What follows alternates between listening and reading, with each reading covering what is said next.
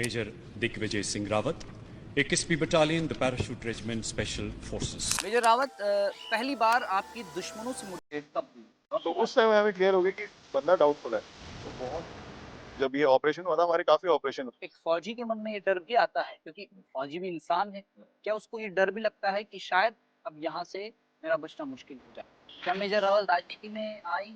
बात उस ऑपरेशन की भी कर लेते हैं जिसके लिए आपको कीर्ति चक्र मिला। तो जब आपका नाम आया, जब आपको पता चला कि मुझे ये सम्मान मिलने वाला है, वीरता पुरस्कार मिलने वाला है, अग्निवीर योजना है, जी। उसके बारे में आप क्या सोचते हैं? क्योंकि कई युवा, आपको जैसे आपने बताया कि उत्तराखंड के कई युवा जो हैं हुँ। वो फौज में जाने का सपना देखते देखिए, हैं। ये अग्निवीर की बात नहीं, ये एक नेशनल सिक्योरिटी की भी बात है कि वो यूथ जो अपने 4-5 साल ट्रेनिंग से पहले ही उस भर्ती होने के लिए देता था, एक फिज़िकली मेंटली अपने को तब ये तुम्हारी सब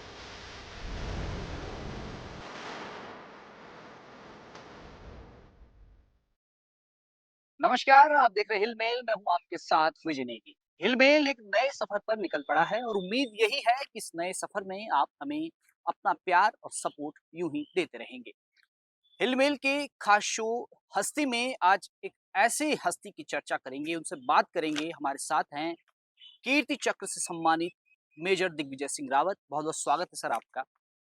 हाँ, धन्यवाद, बहुत-बहुत धन्यवाद। आपने ये मौका दिया मुझे, आपके चैनल हिलमेल से जुड़ने का, जो कि एक नई एक जर्नी पे निकला है। तो I hope best of luck for your channel.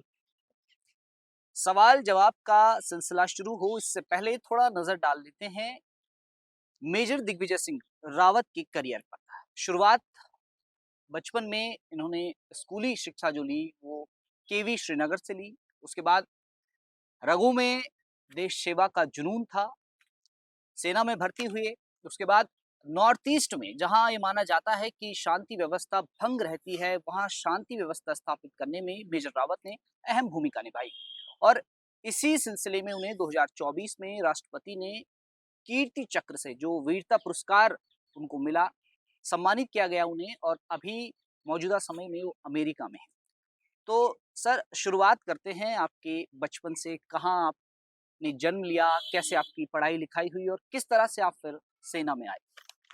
अ, विजय जी, मेरा जन्म वैसे कालागढ़ में हुआ था, जी। बट मेरी एजुकेशन शुरुआत से ही श्रीनगर गढ़वाल उत्तराखंड में हुई। तो इनिशियल ईयर्स में मैं कॉन्वेंट में था, उसके बाद मैंने अपनी जो 11th और 12th थी वो केवी से करी। उसके बाद मैंने यूनिवर्सिटी में बीएससी में एडमिशन लिया था। जब मैं एंट्रेंस एग्ज़ाम दे रहा था उस दौरान जो गैप था तो उसमें बीएससी में एडमिशन लिया था। उसके बाद माँ पिताजी श्रीनगर में आ गए थे। माता जो थी वो सुमाड़ी प्राथमिक शिक्षा में वहाँ पे टीचर थी और पिताजी गढ़वाल यूनिवर्सिटी में थे, तो हम लोग का श्रीनगर आना हुआ। श्रीनगर में इनिशियल जो मेरी पढ़ाई हुई वो सेंट थेरेसेस में हुई। उसके बाद 11वीं 12वीं मैंने केवी श्रीनगर गढ़वाल से करी और 12वीं के पश्चात मैंने बीएससी में एडमिशन लिया था।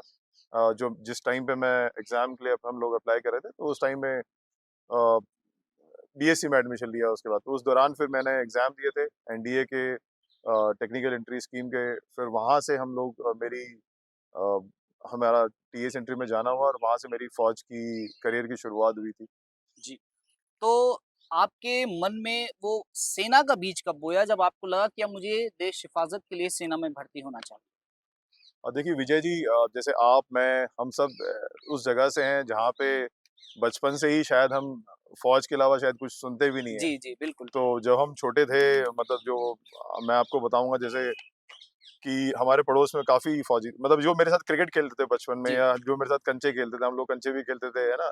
तो हम लोग जो जितने लोग थे, तो उसमें से जैसे धीरे-धीरे बड़े हुए, मैं 6-7 में आया, भैया लोग 11-12 में चले गए, तो सारे के सारे फ़ौज में ही भर्ती हुए थे। जी, लाइक मेरे पड़ोसी थे, है ना? गुरी भैया थे, कमल भैया थे, है ना? काफ़ी प्रदीप भैया थे, जितने हमारी मेरे ख़्याल से जितनों के साथ मैं क्रिकेट खेलता था, सारे के सारे फ़ौज में ही गए थे। जी, तो हमारे लिए मतलब जब वो लोग छुट्टी से आते थे, बताते थे कि फ़ौज में किस तरीके से वो लोग मतलब ऑपरेशन करते हैं, किस तरीके से मिलिटेंट्स और टेररिस्ट के बारे में वो बताते थे कि किस तरीके से वो लोग, मतलब तो मुझे काफ़ी मतलब एक तो रोंगटे भी खड़े होते थे कि जी, हाँ, ये कहानियाँ ऐसा सुन के। ऐसे काम कर रहे हैं, मतलब इस तरीके का जो वहाँ पे मतलब शौर्य का प्रदर्शन होता है। मतलब एक लगता था कि हाँ जी, यार, ये यही नौकरी है जो मतलब जिसको परस्यू करना चाहिए एज अ जी। प्रोफेशन भी, और काफ़ी एक्साइटिंग था हम सभी के लिए।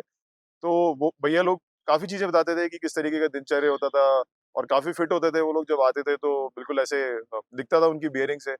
और एज़ कम्पेयर टू बाकी लोग जो शायद सिविल में या बैंक्स में काम कर रहे थे, तो एक लगता था कि हाँ, एक प्रोफ़ेशन, एक जो जिसे बोलते हैं कि एक ईमानदारी और एक सच्चे जो देशभक्ति का एक प्रोफ़ेशन था, वो फ़ौज था।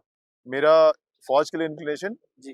भैया लोग और मोहल्ले, आस-पड़ोस को देख के और अपनी जगह को देख के हुआ था। ये मेरा एक सबसे बड़ा मोटिवेशन था फ़ौज में। आपसे भी आज हम कुछ जाबाज़ कहानियाँ सुनेंगे जिनका आप हिस्सा रहे हैं। वो कौन-सा साल था जब आपने इंडियन आर्मी में आपकी एंट्री हुई और किस तरह से एंट्री हुई थी आपकी? थोड़ा कहानी बताइए। जो मेरा भारतीय सेना में जाना हुआ, तो एक होता है एनडीए, जिससे आप एनडीए खड़गवासला जॉइन करते हैं। जी। फिर आप वहाँ पे बीए, बीएससी करते हैं, फिर पास आउट होते हैं। तो मेरा जो एंट्री का तरीका था वो था टेक्निकल एंट्री स्कीम। जी। उसमें ये होता है कि आपकी 12वीं में जब हम थे तो 12वीं में एक परसेंटेज होता था 80% एंड अबव। जी। तो आपका उसमें रिटन एग्जाम नहीं होता है, उसमें आपको डायरेक्टली एसएसबी के लिए बुलाते हैं, जो जी। 7 दिन की एसएसबी होती है। तो बेस्ड ऑन जो उसमें कट ऑफ जाता है, जैसे 80% मिनिमम होता है, उसके बाद कट ऑफ जितना भी जाएगा, तो उससे ऊपर वालों को आपको एसएसबी में बुलाया जाता है। तो मेरा टेक्निकल एंट्री स्कीम था, जिसके तहत मैंने फौज में एंट्री ली थी। तो उसमें ये हुआ था कि 1 साल मैंने बेसिक जो मेरी मिलिट्री ट्रेनिंग हुई, वो आईएमए देहरादून में हुई। उसके बाद जो 4 साल की जो इंजीनियरिंग हुई थी होती है, जी। तो वो सीएमई पुणे में हुई थी। तो टेक्निकल एंट्री स्कीम में आपको यही डिफरेंस होता है कि एनडीए में आपको बीए, बीएस कराते हैं, और बीए/बीएससी, और टेक्निकल एंट्री स्कीम में आपको बीटेक कराते हैं। तो मैंने वहाँ से अपना सिविल इंजीनियरिंग किया था, और सिविल इंजीनियरिंग करने के बाद जो मैं कमीशन हुआ था, वो 237 इंजीनियर्स रेजिमेंट में हुआ था इनिशियली। बट उसके बाद मैंने 21 पैरा एसएफ ऑप्ट करी, जो पैरा एसएफ थी। तो उसके बाद मैं पैरा एसएफ प्रोबेशन के लिए गया, वहाँ से मेरा 21 पैरा एसएफ में फिर जर्नी शुरू हुई। माना ये जाता है कि भारतीय सेना की सबसे मुश्किल यूनिट 21 पैरा एसएफ यानी स्पेशल फोर्स इसको सबसे मुश्किल यूनिट माना जाता है और आपने उसमें भाग लिया। मैं ये जानना चाहता हूँ कि जो आज जो युवा पैरा एसएफ में जाने का सपना देखते हैं, उनके लिए कितनी चुनौतियाँ इसमें हैं? आप बताइए आप क्योंकि आपने उन चुनौतियों को पार करके ही इसमें शामिल हुए आप। तो उन युवाओं को किन चुनौतियों का सामना करना पड़ेगा? एक बार युवाओं के लिए अगर आप कहें तो? देखिए, पैरा एसएफ में क्या एक मतलब लोग बोलते हैं कि पैरा एसएफ में और इन्फेंट्री में और बाकी आर्म्स में क्या डिफरेंस होता है? जैसे कोई भर्ती के लिए जाता है, चाहे इंजीनियर्स में जाते हैं, कई लोग बंगाल इंजीनियर ग्रुप में जाते हैं, काफ़ी हमारे यहाँ से लोग, तो क्या डिफरेंस होता है? देखिए, एक तो हर किसी का काम का जो चार्टर होता है, जो ड्यूटीज़ होती हैं, अलग-अलग होती है। चाहे इंजीनियर्स की है, उनका काम है ब्रिज, रोड, इन्फेंट्री का है मोर और लेस उनका है डिफेंसिव रोल, या कहीं पे ऑफेंसिव भी होता है डिपेंडिंग अपॉन। पैरा एसएफ का जो रोल होता है, बाय बर्थ बोलिए, जो भी है, उनका होता है कि अक्रॉस एनिमी लाइंस, जी। मतलब जो आपके बॉर्डर्स होते हैं, उसके अक्रॉस जाके दुश्मन के एरिया में कुछ भी ऑपरेशन करना। तो देखिए, बेस्ड ऑन आपकी जो टास्क है, उसी हिसाब से आपकी ट्रेनिंग भी होती है। जी। आपको अ, हर उस कंटीजेंसी के लिए तैयार किया जाता है, जो आपके साथ उस ऑपरेशन के दौरान हो सकती है। चाहे वो कैप्चर हो गए, आप उस एनिमी लैंड में जाके प्रिजनर ऑफ वॉर आप बन गए हैं, उसके लिए तैयारी हो सकती है। या आप उस लैंड में जा रहे हैं, आपको वहाँ रहना पड़े 12-13 दिन, तो आपको वहाँ की भाषा, आपको वहाँ का कल्चर, आपको वहाँ का रहन-सहन सब पता होना चाहिए। तो उस तरीके की ट्रेनिंग आपसे आपसे यहाँ पे एक्सपेक्ट की जाती है। एसएफ जब आप एसएफ यूनिट में जाते हैं, तो देखिए, एक लोग बोलते हैं फिजिकल, देखिए फिजिकल हर कोई इम्प्रूव करता है, हर कोई करता रहता है। फिजिकल हर एक बेसिक रिक्वायरमेंट है, बट एसएफ में क्या होता है, एसएफ में फिजिकल से ज़्यादा मैटर करता है जो आपका मेंटल एटीट्यूड होता है, वो मैटर करता है। क्योंकि देखिए, फिजिकल एक एक फिजिकली अगर आप बोले किसी भी आदमी की एक सीमा हो सकती है, बट मेंटली आदमी अपने को कितना भी खींच सकता है, चाहे उसका फिजिकल कमजोर है या बहुत ही स्ट्रांग है। तो हम मुझे पर्सनली ये लगा कि एसएफ की training is more of a कि आपको वो मेंटली तैयार करते हैं उन सिचुएशंस के लिए, जो वो एक्सपेक्ट करते हैं कि आप बुरी से बुरी सिचुएशन में फंस सकते हैं। तो वहाँ किस तरीके से आप अपने को मेंटली इतना स्ट्रांग बना सकते हैं कि आप वहाँ सर्वाइव कर पाएँ।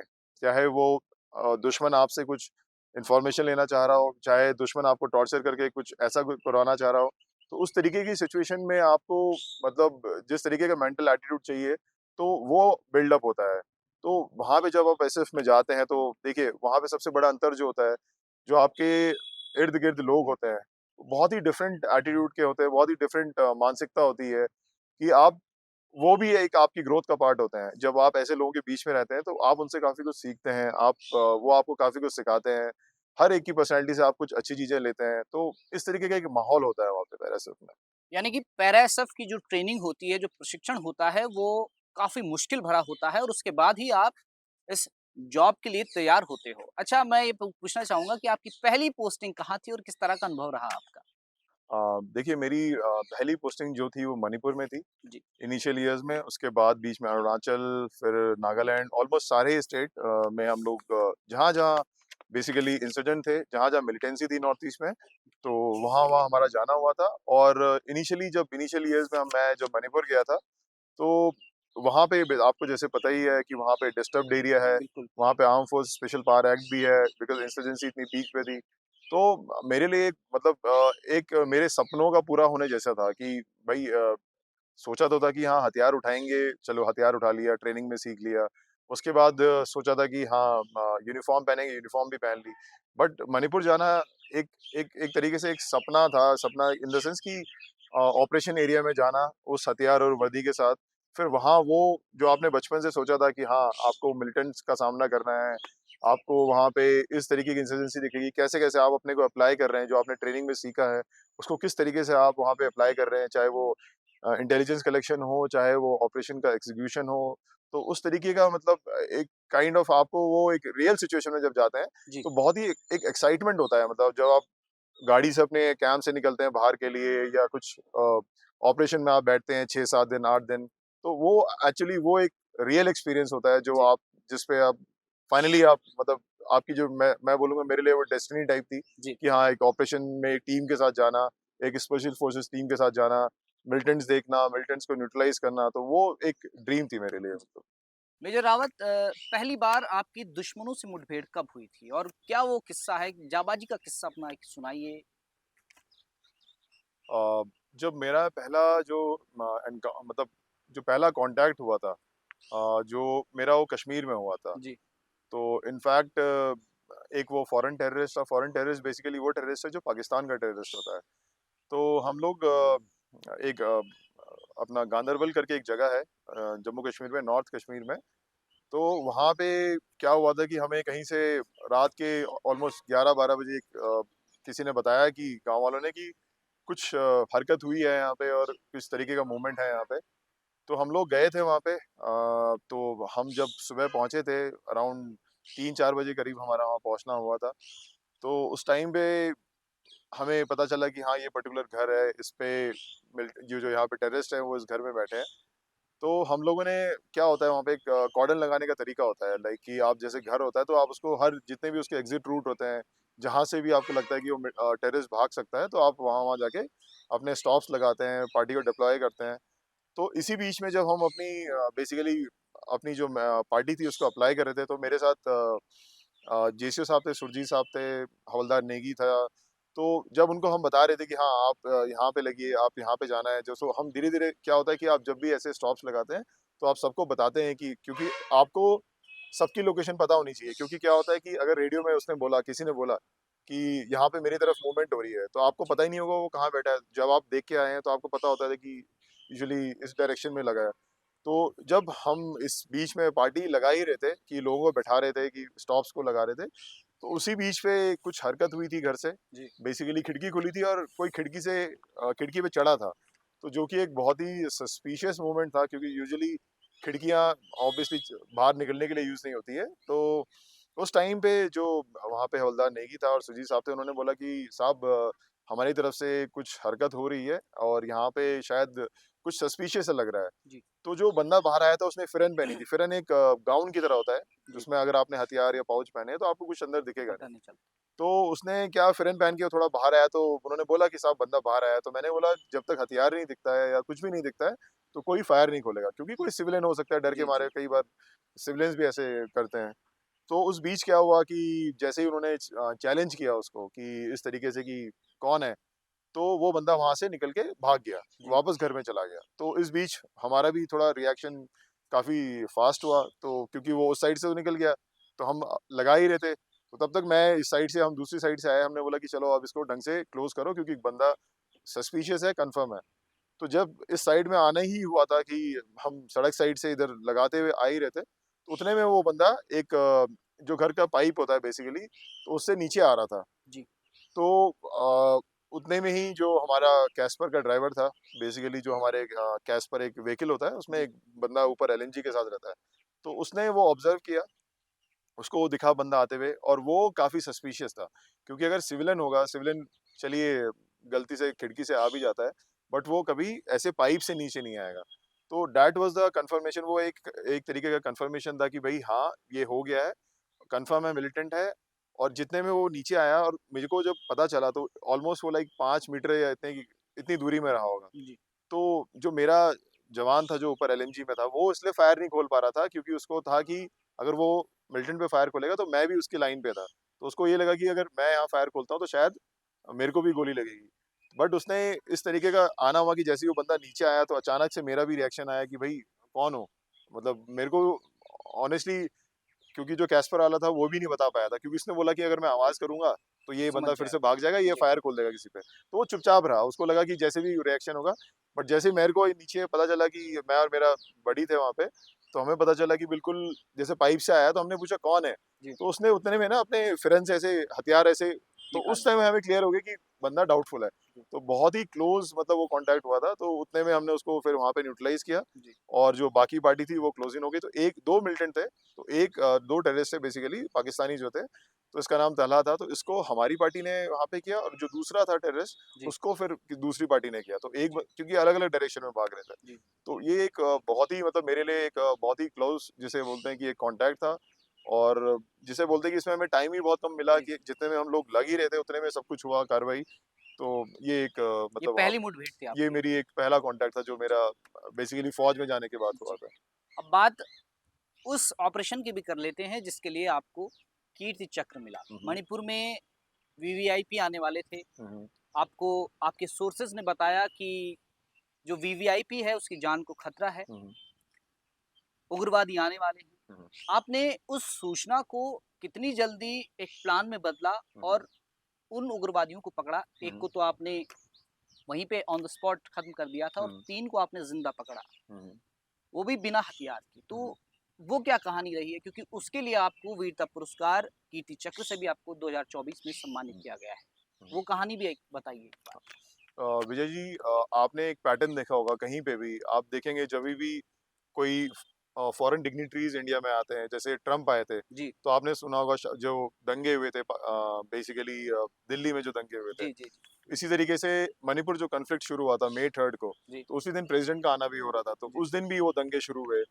तो इस तरीके के जो असामाजिक तत्व होते हैं, जो मिलिटेंट्स होते हैं या जेएनके में टेररिस्ट होते हैं, तो ये लोग, क्योंकि देखिए जब भी कोई ऐसी बड़ा डिग्निटरी आता है, तो उसकी विज़िट अनाउंस होके होती है कि जी, भई जी, ये आने आज वाले हैं। अमित शाह जी आने वाले हैं, या आज ट्रम्प आने वाला है, या जो पहलगाम जैसे इंसिडेंट हुआ था आपने जी, देखा होगा, जो जी, जी, जी, जो अमेरिका के उपराष्ट्रपति थे वो आए थे यहाँ पे, जी, वो विज़िट में आए थे, तो उसी टाइम पे ये सब चीज़ें हुई थी। तो ये क्या होता है कि एक ऐसे टाइम पे जितने भी टेररिस्ट मिलिटेंट होते हैं, ये क्या करते हैं, ये कोशिश करते हैं कि कुछ ना कुछ करने की, क्योंकि इंटरनेशनल मीडिया उस टाइम पे जी, कवर कर रहा होता है, या नेशनल बिल्कुल। मीडिया उस टाइम पे उस इवेंट को कवर कर रहा होता है, तो इनको काफ़ी पब्लिसिटी मिल जाती है। बेसिकली इनको अपना टेरर एक तरीके से फैलाने का एक बहुत ही ईज़ी तरीका मिल जाता है। जी, तो कुछ ऐसा ही हमारे यहाँ भी हुआ था, जब अपने माननीय जो होम मिनिस्टर हैं, इनका मणिपुर आना हो रहा था, वहाँ पे एक मेडिकल कॉलेज खुलना था, जी, चूरचांदपुर करके एक जगह है, तो वो उसके उद्घाटन के लिए आ रहे थे वहाँ पे, तो हमें पता था क्योंकि मई 3 और जैसे मैंने आपको बताया कि प्रेसिडेंट के आने से पहले मणिपुर राइट शुरू हुए, तो हम यूजुअली ऐसे इवेंट्स में 26 जनवरी, 15 अगस्त को यूजुअली फ़ौज सारी बहुत एक्टिव ज़्यादा रहती अलर्ट है। होती है, जी, एक्टिव होती है जी, कि कोई कुछ ऐसा ना करे। तो हमें कुछ इनपुट आई कि जब होम मिनिस्टर का वहाँ पे आना हो रहा है, तो उसी टाइम पे कुछ मिलिटेंट जो वहाँ के पीएलए के मिलिटेंट्स हैं, जो म्यांमार में जिनके कैंप्स हैं, तो उनका कुछ मूवमेंट होने वाली है और कुछ करने वाले हैं। बहुत बड़ा नहीं कर सकते थे, बट हाँ, कुछ ना कुछ, जस्ट मैंने जैसा आपको बताया कि अगर वो एक ग्रेनेड ही फेंक दें जी, उस इवेंट में, तो एक बड़ी न्यूज़ बन जाती है। तो उस तरीके की कुछ इनपुट हमें आई थी कि वो लोग कुछ ऐसा प्लान कर रहे हैं, कुछ ह्यूमन इनपुट थी, कुछ वहाँ के लोगों ने हमें बताया, कुछ लोकल्स ने हमें हेल्प करी, कुछ हमारी टेक्निकल इनपुट भी आई। तो उससे एक कोलैबोरेशन हुआ कि ये लोग बेसिकली उस रैली के आस-पास कुछ करने वाले हैं। तो हमारा उस बेसिस पे, उस इनपुट के बेसिस पे जो भी उनके कैंप्स थे म्यांमार में, तो हमने उनके रूट्स ऑलरेडी रेकी कर रखे थे कि हाँ, यहाँ से आ सकता है, या इस गाँव से आ सकता है, या उस गाँव से आ सकता है। उस तरीके से हमने हर गांव में जो हमें लगा था सस्पेक्टेड हो सकते हैं, तो वहां पे अपने एम्बुशेस लगाए थे। जी। तो हुआ ये कि ऑलमोस्ट उस इवेंट से ऑलमोस्ट 2 रात पहले जब वो लोग निकले थे, क्योंकि काफ़ी डिस्टेंस है उनके कैंप से, तो हमें जहाँ पे हम लोग बैठे थे, तो वहाँ पे हमें गाँव वालों ने जो हमने हमारे जो वहाँ पे सोर्स थे, उन्होंने हमें बताया कि हाँ, ये लोग यहाँ से निकल गए हैं और इधर की तरफ आ रहे हैं। तो उस बेसिस पे हमने टेरेन को थोड़ा-सा पढ़ा कि कहाँ से आ सकते हैं, कहाँ रास्ते हैं, तो वहाँ पे हमने एम्बुश लगाया था। तो उसी एम्बुश के दौरान जो उनका एक कमांडर था वहाँ पे याइफाबा करके, तो उसको हमने उस एम्बुश के दौरान न्यूट्रलाइज़ किया था उसको वहाँ पे, और एक और था। तो उस फायरिंग के दौरान कुछ बंदे उनका इधर-उधर भागना हुआ, क्योंकि जब भी कॉन्टैक्ट होता है तो यूजुअली ये लोग सब इधर-उधर, जब ये लोग एक्सपेक्ट नहीं करते कि ऐसा एम्बुश हो सकता है इनके ऊपर, जी। तो ये लोग बिल्कुल इधर-उधर काफ़ी हो गए थे। तो उसी के कंटिन्यूएशन में ऑपरेशन चला, क्योंकि उस टाइम पे तो 2 डेड बॉडीज़ मिली, हथियार मिले, बट ये लोग इधर-उधर हो गए थे, तो हमें उसके बाद काफ़ी हमने अपनी पार्टीज़ को अलर्ट किया कि भाई ऐसा-ऐसा कॉन्टैक्ट हुआ है, कुछ लोग इधर आपकी तरफ आ सकते हैं, तो उसका कंटिन्यूएशन में वो ऑपरेशन चलता रहा कुछ दिन। लेटर ऑन क्या हुआ था कि हमें एज़ अ गाँव में जाना था, क्योंकि हमें पता चला कि ये खाने-पीने के लिए किसी ना किसी गाँव में तो आएँगे ही, 1 जी। दिन बाद, 2 दिन बाद, क्योंकि जंगल में इतना कोई सस्टेनेंस नहीं हो पाता है। और फ़ोन करने के लिए या पार्टी को बताने के लिए कि भई ऐसा-ऐसा हमारे साथ हो गया है, उनको पता चल गया था क्योंकि कॉन्टैक्ट हुआ था। तो लेटली क्या हुआ था कि हमने गाँव में अगर हम हथियार लेके जाते या कुछ लेके जाते, वो गाँव थोड़ा-सा, डर जाता है। हाँ, उनके लिए डर जाता है और गाँव में पता चल जाता है, तो उसको भी पता चल जाता। जी। तो हम लोग एज़ अ सिविलियन गए वहाँ पे, एज़ अ हम बेसिकली फॉरेस्ट ऑफिशियल गए थे वहाँ पे कि भई आपके यहाँ पे जैसे रेगुलर वहाँ सर्वेज़ होते हैं या वहाँ पे टिम्बर स्मगलिंग होती है, तो हम उसके लिए मतलब फॉरेस्ट ऑफिशियल घूमते रहते हैं। एज़ अ फॉरेस्ट ऑफिशियल गए थे। तो उस बा दौरान हथियार नहीं थे आपके पास? उस तरह हथियार थे, मतलब हथियार एक जो पिस्टल होती है अच्छा। हमारी, तो वो रखते हैं, बट आप बड़ा AK-47 या वो ऐसा कोई दिखा हथियार के नहीं नहीं ले, ले जा हाँ, सकते, दिखा के वरना नहीं ले पता जा, चल जाता। तो वो बैग में था, पीछे बैकअप में हमारी पूरी टीम थी। जी। तो उसमें हमारा जाना हुआ, तो हम लोग ऐसे ही हर घर में जा रहे थे, ऐसे नॉर्मली घुस रहे थे, तो उस दौरान हमने जिस घर में हमें पता चला था कि यहाँ बैठे हैं ये लोग, तो उस दौरान हम उस घर पे गए, तो हमने बोला कि भई क्या है? तो नॉर्मली उनके साथ बैठे, तो उतने में उनको थोड़ा-सा अंदर जो बैठे थे आभास। उनको बेचैनी होने लगी कि भई ये क्या इतनी देर तक पूछ रहे हैं, क्या कर रहे हैं?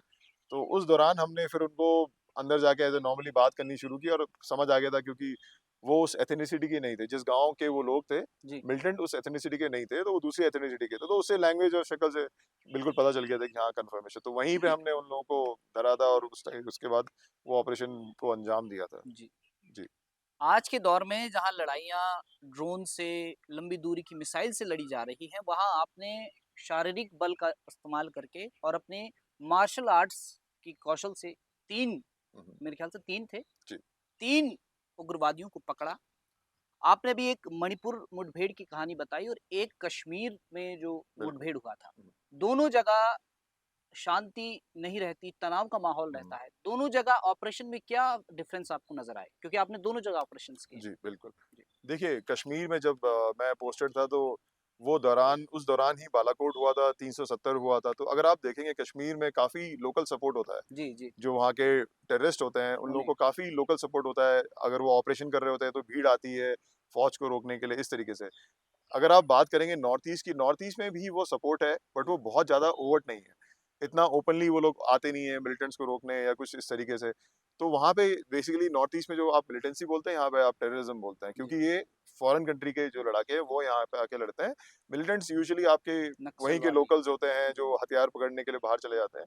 तो वहाँ की मिलिटेंसी, यहाँ की मिलिटेंसी में देखिए बहुत ज़्यादा अंतर नहीं है, जी, बट डिफरेंस बस इसका है, इंटेंसिटी का है, कि जिस तरीके से लोकल सपोर्ट मिलता है लोगों को, चाहे वो जेएनके में है, चाहे यहाँ पे है, तो जी, मैं बोलूँगा नॉर्थ ईस्ट में थोड़ा कम है एज़ कम्पेयर टू जेएनके। जी, बाकी operation wise, intensity wise, fight wise almost almost same ही होती है। जी। जी। थोड़ा सवाल अब उत्तराखंड की सियासत पर भी पूछ लिया जाए क्योंकि चुनाव बहुत नज़दीक हैं हुँ, और आप लगातार अपने एक्स हैंडल जो कि पहले ट्विटर के नाम से जाना जाता था, वहाँ लगातार कुछ न कुछ सियासत को लेकर पोस्ट करते हैं। तो आपको क्या लगता है 25 साल पूरे हो चुके हैं, अब 26 साल इस साल पूरे हो जाएँगे, तो किस किस ओर हमारा प्रदेश जा रहा है? जिन आकांक्षाओं को लेकर हमारा प्रदेश बना था, क्या उस दिशा में हम जा रहे हैं? आपको क्या लगता है? देखिए विजय जी, जहाँ तक एक्स का सवाल है, तो काफ़ी हमारे लोकल इश्यूज़ होते हैं। जी, तो मुझे किसी ने कभी बोला कि यार तुम एक्स में एक्टिव रहते हो, तुम काफ़ी लोग तुम्हें सुनते हैं या देखते हैं, तो तुम कुछ क्षेत्र की समस्याएँ भी उठाओ या कुछ छोटी-छोटी चीज़ें हैं। जी, तो अरुण ने मुझे एक दिन फ़ोटो भेजी थी। जी, हमारे यहाँ एक एक बस स्टैंड था नीचे जहाँ पे काफी सारा कूड़ा रहता था, नदी में गंगा में डालते थे और कोई कुछ नहीं श्रीनगर कर में। रहा था। श्रीनगर गढ़वाल की बात कर रहा जी, हूँ मैं। जी। तो हम लोग हर दिन स्कूल से जाते थे, तो हम लोग देखते थे वो कूड़ा वहाँ पे डंप हो रहा है, नदी में जा रहा है। तो मैंने उसको एक्स में पोस्ट किया। जी। एक्स से नमामि गंगा ने उसको पकड़ा, नमामि गंगा को टैग किया और अगले दिन वहाँ पे पूरी सफाई हो गई। वहाँ पे एक चिल्ड्रन पार्क बन गया। जी, जी। आज की डेट में वो बिल्कुल वहाँ पे चिल्ड्रन पार्क है, जो हम बचपन से देख रहे हैं कि जी। वहाँ पे कूड़ा पड़ा रहता है, जलता रहता है, सब गंदगी होती रहती है। तो वहाँ पे आज वो चिल्ड्रन पार्क्स बना है। लोग वहाँ पे मेरी खुद की जो माताजी हैं, वो जाके वहाँ शाम को बैठती हैं कि जी। कहती बेटा क्या था और अब क्या हो गया? तो मुझे एक खुशी हुई उस चीज़ जी। से कि हाँ, एक मेरा छोटा-सा ट्वीट जिसमें हार्डली 5 या 10 मिनट लगते हैं, उससे अगर कोई चेंज आ सकता है जी। सोसाइटी में, तो व्हाई नॉट? कि आप इस प्लेटफ़ॉर्म को इस माध्यम को यूज़ करिए, कुछ सोसाइटी में अच्छा हो जाए। तो इस तरीके से मतलब आप देख ही रहे हैं आजकल लोग काफ़ी म्युनिसिपल कॉर्पोरेशन हो गया, चाहे गवर्नमेंट हो गई, काफ़ी सोशल मीडिया में इन चीज़ों को पकड़ के एक्शन भी करती है, जी। चाहे वो सड़क की हो, चाहे गंदगी की हो। तो इसी तरीके से मतलब मेरा एक्स में आना हुआ। और देखिए विजय जी, जहाँ तक उत्तराखंड की बात हम करते हैं, जी। जब से उत्तराखंड बना, तो मैं ये मानता हूँ कि शायद हमने अपनी एक जो पहचान थी, जी। वो उत्तराखंड बनने के बाद खोई ही ये है। मुझे नहीं लगा है कि वो पहचान हमारी रही है। जी। मेरे मेरे को ऐसा पर्सनली फ़ील होता है कि जब हम उत्तर प्रदेश में थे, तो जी। शायद उत्तराखंड की एक बहुत ही अच्छी पहचान थी जो उसकी होनी चाहिए। बट उत्तराखंड बनने के बाद हमने वो पहचान कहीं खो दी है। जी। तो लोग बोलते हैं कि उत्तराखंड बनने के बाद हमें क्या मिला है? तो ऑनेस्टली मैं बोलता हूँ कि हमने अपनी पहचान तो खो ही दी है। और जैसे कि आप देख रहे होंगे कि आजकल मतलब आप गए दिनों आप देख रहे हैं कि क्राइम देख रहे हैं सिटीज़ में, जी, जी, बिल्कुल। या आप भू माफिया देख रहे हैं, या आप बात करते हैं, आप जितने भी एम्प्लॉयमेंट की बात करते हैं, एक बेसिक चीज़ है, एम्प्लॉयमेंट की बात करते हैं। तो एम्प्लॉयमेंट के नाम पे मेरे ख्याल से उत्तराखंड में कुछ नहीं है। आज भी हमारे यहाँ का यूथ, चाहे वो फ़ौज में जा रहा है, मैक्सिमम यूथ, चाहे वो होटल इंडस्ट्री में जा रहा है, तो आज भी वो माइग्रेशन कर ही रहा है। जी। आज मतलब मैं बोल रहा हूँ, जब उत्तराखंड पहले था, तब कम से कम गाँव खाली तो नहीं थे। जी। कम से कम लोग गाँव में रह रहे थे, खेती कर रहे थे, कुछ ना कुछ था। आज अभी इतना कमर्शियलाइज़ेशन हो गया है पूरे स्टेट का जी। कि गाँव के गाँव बिक रहे हैं। लोग अपनी ज़मीन बेच रहे हैं। तो आपने जब अपनी ज़मीन ही बेच दी, तो आपका तो वो आइडेंटिटी ही खत्म हो गया। मतलब आप एड्रेस के लिए बोलने के लिए मैं हो जाऊँगा कि इस जगह का हूँ, बट मैं जब गाँव जाऊँगा, तो वहाँ पे ज़मीन किसकी है? वो हरियाणा वाले की है, वो किसी पंजाब वाले की है, वो जी। दिल्ली वाले की है। वो ज़मीन क्यों है? देखिए, उसमें सरकार का तो मैं बोलूँगा कि सरकार ने अपनी नीति इस तरीके से बनाई है कि ओपन कर दिया है कि भाई कोई भी आके खरीदो। जी। बट उसमें लोगों का भी कसूर है। जो लोगों के अंदर जो बेसिकली लालच हुआ है पैसे के लिए, कि एक क्विक मनी जिसे बोलते हैं कि हाँ, आज मैं अपनी ज़मीन बेच दूँगा, तो एक जल्दी से मेरे को पैसा मिल जाएगा। तो वो भी एक ज़िम्मेदार है, मतलब लोग भी उसके लिए ज़िम्मेदार है। ये नहीं बोलूँगा कि सरकार भी है। और जिस तरीके से जिस स्पीड से जी। मतलब उत्तराखंड का कमर्शियलाइज़ेशन हो रहा है, विदाउट ये सोचते हुए कि हमारे रिसोर्सेज़ जो हैं, हमने हर सब चीज़ें बेच दी है। मतलब मैं किसी गाँव की बात कर रहा था अभी, किसी से बात हो रही थी, किसी गाँव की, पौड़ी में ही है। जी। तो वहाँ पे बाहर के लोग आके आपके नाले तक खरीद रहे हैं, आपके पंदेरे, गदेरे सब खरीद रहे हैं। मतलब ज़मीन तो दूर की बात है। तो उसपे भी वो लोग मतलब पानी जो कि हर गाँव में जाना चाहिए, उसपे भी मोनोपोली कर रहे हैं कि भई ये हमने खरीदी है ज़मीन। जी। तो इस तरीके का मतलब इस तरीके पौड़ी का। गढ़वाल में तो पलायन भी बहुत ज़्यादा हुआ है। जी, बिल्कुल। जी। देखिए पलायन तो मतलब आप मेरा जो मेरी जो माताजी हैं वो सिसई की हैं। जी। बीरोखाल के नीचे गाँव है, तो वहाँ पे अगर आप देखेंगे वो पूरा गाँव ही खाली हो गया है। जी। मतलब कोई एक भी आदमी नहीं है, और आप वहाँ के लोग देखेंगे इतने सक्सेसफुल हैं, जी। मतलब ज अच्छे-अच्छे पदों में है। अच्छे-अच्छे पदों में हैं। बीरोखाल अगर आप ब्लॉक की इन जनरल की बात करें, फिर भी कोई वापस नहीं आना चाहता है, क्योंकि बेसिक फैसिलिटीज़ जिसे बोलते हैं कि आप चाहे रोड बोल दो, चाहे आप एम्प्लॉयमेंट बोल दो, उसपे हम लोग शायद मतलब अभी भी देयर इज़ मतलब बहुत ज़्यादा लैग करते हैं। कि एक यूथ को अगर मुझे बोलना है कि यार तू गाँव चले जा, तो वो बोलेगा यार मैं गाँव जाके क्या करूँगा? मेरे पास एम्प्लॉयमेंट के लिए क्या है? मेरे पास जी, सही रोज़गार बात के लिए है। क्या है? उसके पास कुछ नहीं है। तो जब तक वो रोज़गार नहीं आता है, जब तक वो कोई माध्यम नहीं होता है वहाँ पे, तो तब तक वो यूथ भी क्यों जाएगा? वो भी जाएगा कि दिल्ली में चले जाऊँ, या कहीं किसी देहरादून में शहर चले में जाओ, चले कहीं फैक्ट्री में लग जाऊँ, है ना? तो इस तरीके के मतलब, तो ऑनेस्टली मेरे को तो कोई बेनिफिट नहीं दिखा उत्तराखंड का इतने सालों में कि उत्तराखंड बन के कुछ यहाँ के लोगों के लिए कुछ अच्छा हुआ। आई थिंक हमने यहाँ पे केवल ठेकेदार और नेता ही पैदा किए हैं। उसके अलावा तो मुझे कुछ ऐसा लगा नहीं कभी भी कोई पर्सनैलिटी बड़ी, या जी। कोई ऐसा कुछ हम उत्तराखंड दे पाया है, मतलब या उत्तराखंडियों को मिला है कुछ ऐसा। कहा भी ये जाता है कि हमारा प्रदेश सियासत की भेंट चढ़ गया और ये प्रदेश शायद नेताओं के लिए और अफसरों के लिए ही बना। उन्हें बिल्कुल। अच्छी पोस्टिंग मिल गई। उत्तराखंड में मुद्दे इतने हैं कि अगर उँगलियों में गिने तो हाथ की उँगलियां कम पड़ जाएंगी। एक और सवाल आपसे है, एक अग्निवीर योजना है। जी।